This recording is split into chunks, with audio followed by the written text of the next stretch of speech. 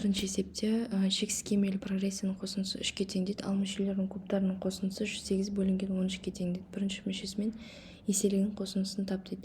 Бізде шексіз кемелі геометриялық прогрессияның қосындысы s тең болады b1 бөлінген 1 минус q деп аталады. Міне мына жердегі формула. Бұл жердегі айырмашылық, яғни обычный кәдімгі геометриялық прогрессия мен шексіз кемелі прогрессияның айырмашылығы оның еселігінде.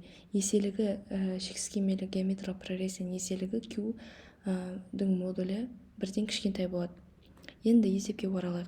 Бізге обычный s бар ғой, кәдімгі шексіз кемелі геометриялық прогрессияның қосындысы ол 3-ке тең дейді. Ал кубтардың қосындысы дейді, мүшелердің кубтардың қосындысы s-дің кубы тең болады 8 бөлінген 13. Яғни b1 бөлінген 1 минус q тең болады 3-ке, ал кубтарының қосындысы деген сөз b1-дің кубы бөлінген 1 минус q-дің кубы деп аталады. Осындай алып аламыз. Ол тең болады 8 бөлінген 13-ке тең болады. Осы жерден біз b1-ді тауып аламыз. Пропорция арқылы мына 3-тің астында 1 бар. b1-ді 1-ге көйтеміз, 3-ті көйтеміз 1 минус q-ға. Енді мына тұрған теңдік шықты ғой. Осы теңдікті біз не істейміз? Оны кубтап аламыз. Екі жағында кубтаймыз. Сонда b1-дің кубы шығады. 3-ті кубтаймыз, ол 27 болады. 1 минус q-дің кубы, ол бізде 1 минус q-дің кубы деп қала береді. Енді осыны апарамыз да, b1-дің кубы бар ғой бізде. 27 1 минус q-дің кубыны мына жерге апарамыз, осы орынға қоямыз. Міне. Осы орынға қоямыз, сол кезде мынандай болып шығады. 27 көбейтілген 1 минус q-дің кубы бөлінген 1 минус q тең болады 8 бөлінген 13-ке тең болады. Енді айта кететін жағдай, мына формуланы жаттауым керек болады. А куб минус b кубтың формуласы ол бізде a минус b жақшаның ішінде a квадрат плюс ab плюс b квадрат жатқа бөлу керексің. Енді ал бізде если a куб деп тұратын болса, оны a-ның бір дәрежесі көбейтілген a-ның квадраты ретінде бөліп алуға болады. Яғни негіздері бір-біріне тең болған кезде оның дәрежелері қосылады. 1 мен 2 деген дәреже қосылады. Если a болып тұратын болса да негіздері. Яғни мысалға 1 минус q көбейтілген жақшаның ішінде 1 минус q-дің квадраты деп тұратын болса, яқтағы бір дәреже мен мұндағы 2 дәреже бір-біріне қосылады. Сонда 1 минус q-дің кубы деп аталады. Ал 1 минус q-дің квадраты деген сөз 1-дің квадраты минус 2q плюс a-ның квадраты, яғни a минус b-ның квадраты деген қысқаша көбейту формуласы. Енді мына есепке қайтадан оралайық. Енді оралайық.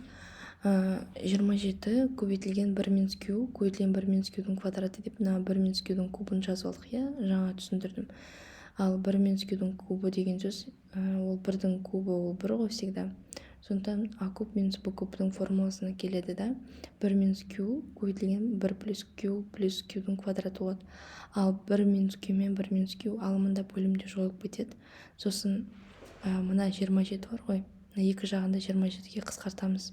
27-ге қысқартамыз, сонда мына 27 1-ге тең болады. Ал мынаны қысқартқан кезде 108-ді 27-ге бөліп жібереміз, сол кезде 4 шығады. Сонда бізде 4 бөлінген 13 деген жауап қалады. Енді біз екі жағында енді пропорция арқылы көбейте салайық. Бірінші ашып алайық. 1 минус q-дің квадраты деген сөз 1 минус 2q плюс q-дің квадраты деп ашылады. Ал астында 1 плюс q-дің квадраты траверсіне тең болады 4 бөлінген 13. Енді пропорцияда 13-ті біз ана жақшаға көйтеміз. 1 минус сразу көбейтейік. 13 минус 26q плюс 13q-дің квадраты болады. Тең болады 4 плюс 4q плюс 4q квадрат болады. Енді барлығын сол жаққа қарай өткізіп жібереміз. Сонда 13 минус 26q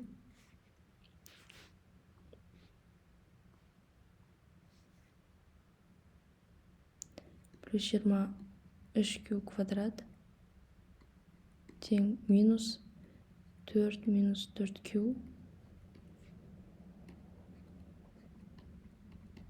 тең болады 0. Енді 13-тен азайтқан кезде бізде неше қалады? 9q квадрат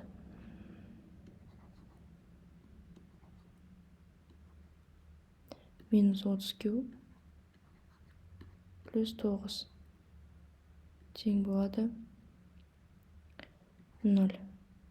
Енді 3-ке бөліп жүрсек, 3q квадрат минус 10q плюс 3 қалады, тең болады 0. Енді осы жерден біз не істейміз? Дискриминантпен шығарамыз.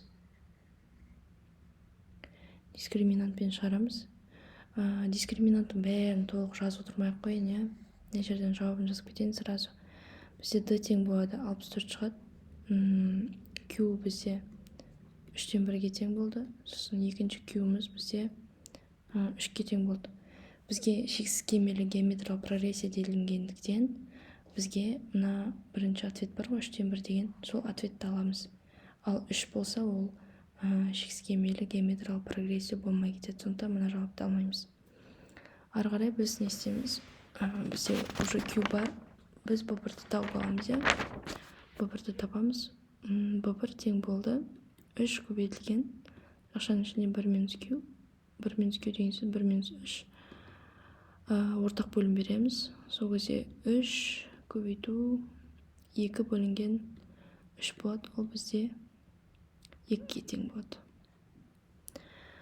Сонда бізде бірінші мүшеміз 2-ге тең екен. Сонда бізге айтылып тұр B1 мен еселіктің қосындысы дейді. Сонда 2 мен 3-тен 1-дің қосындысы бізде мына жерге 3-тен береміз. Сонда 7 бөлінген 3 болады. Ол деген сөз 2, 3, 1 деген сөз. А деген жауап сәйкес келіп тұр. Енді